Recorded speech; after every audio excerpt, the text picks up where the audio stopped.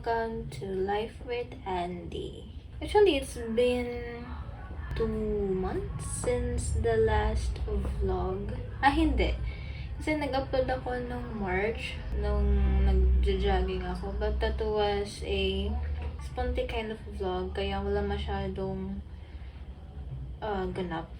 It was my first 7-kilometer lakad-takbo.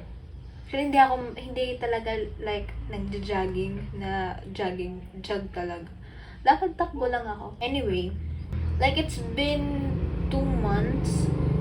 Kung hindi ko isasali yung nag-jog, it's been 2 months since my last upload because my last one was February ata.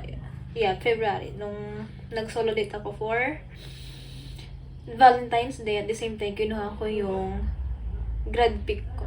Simula nung nagawa yung solo date, I've been into solo dates for every month. Simula nung February, nag-solo date ako doon sa town proper. And the next month, nung March, nag-solo date din ako doon naman sa city proper. And last month din. Pero iba-ibang kainan yung pinupuntahan ko. Hindi ako paulit-ulit kasi tinatry ko kung saan yung mga kainan dito sa province namin. What the dog doing?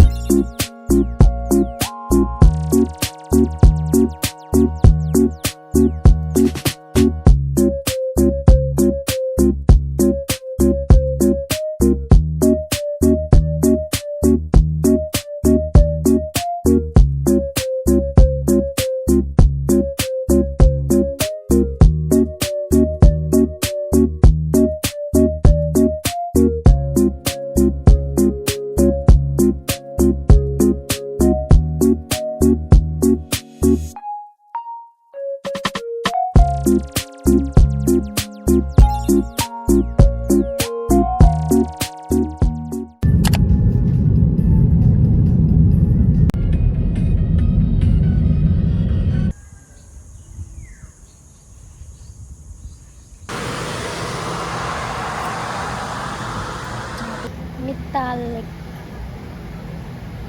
Jadi lang langsung. Pwede man.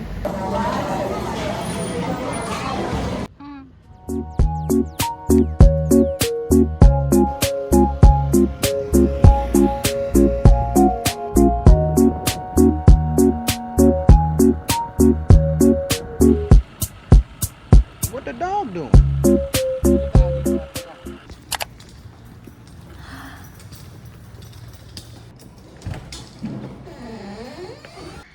Hi! Finally! Okay, so here's the room. Solo junior lang yung pinili ko kasi walang available na solo regular. So, ayan siya, my bed. Tapos, yun lang, may aircon, may TV. Hi! Tapos, may baso and kettle. Then, di lang maganda yung nakuha kong room. Kasi ito yung view. Ito yung view niya. Ayan.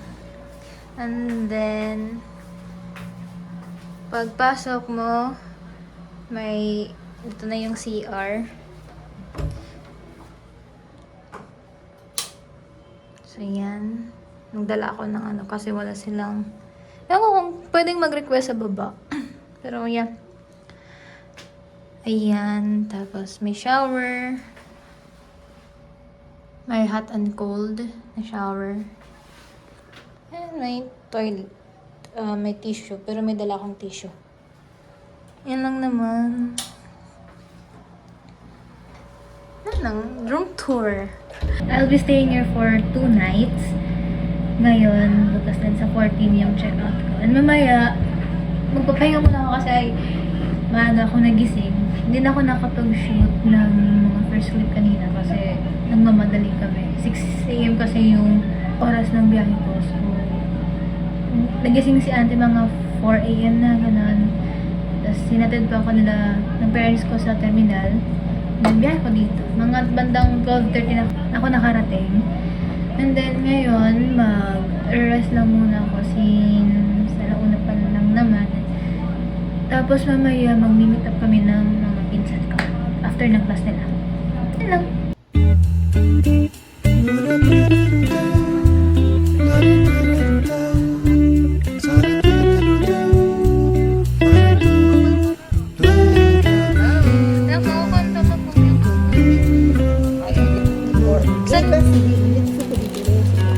Sa pistachio, baka kayo pistachio.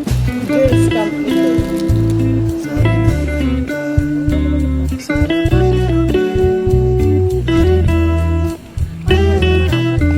Okay. Kakuan, alpha mart. Ha? Nagkasaba sa mga TikTok ba? Okay.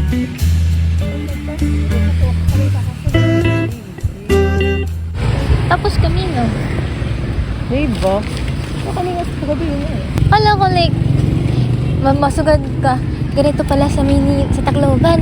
Mausok, mainit, Nagkakakas. ang ingay. Pero uray, kami nga wo. Ay baka siya na girl. Ano ko na yung pinaka-last trip oras? Last trip na nun. Sa mga sarakin. Mga ang sweet. Iba na lang kasi yung siya. Ha? Biya na lang siya nga. Agaganyan. Ah, okay.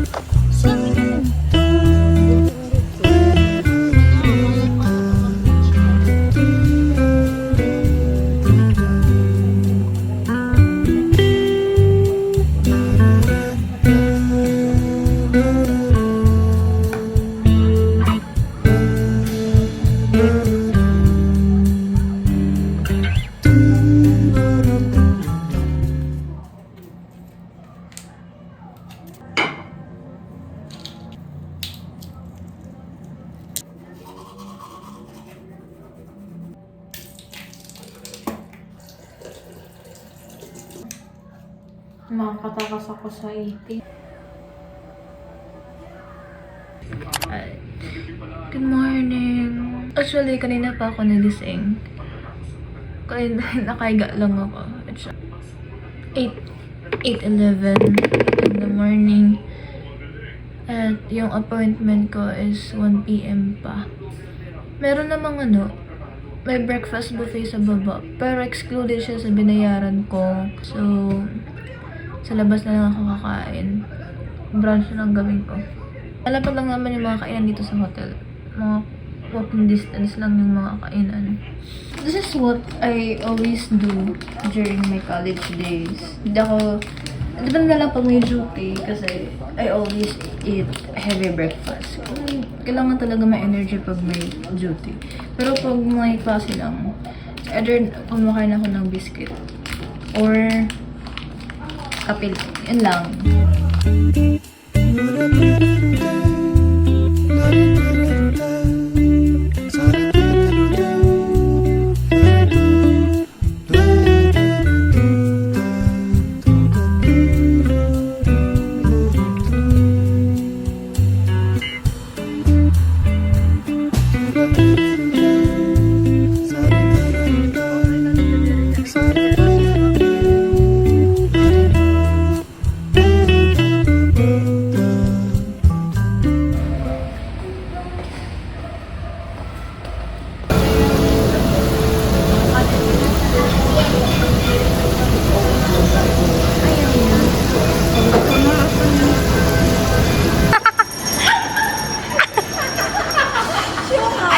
Classical conditioning.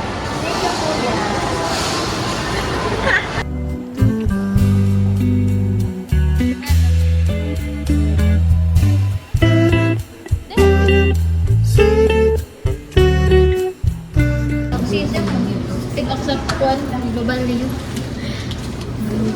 Alam niyo sir, wine.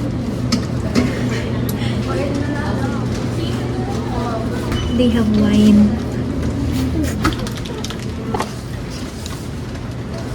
Tama.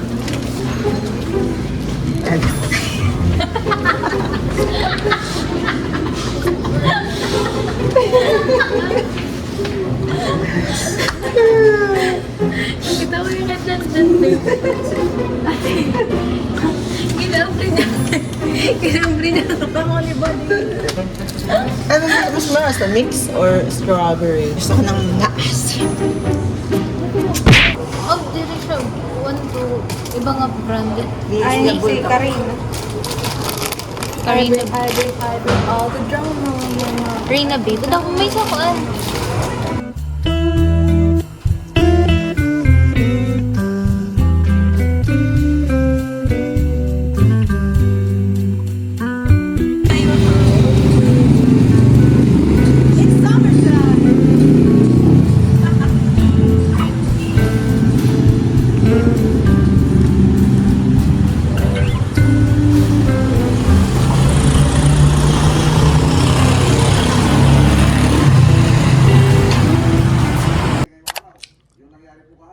Tinake out ko yung dinner ko kagabi sa paper lunch kasi umata ko yung dysmenorrhea ko.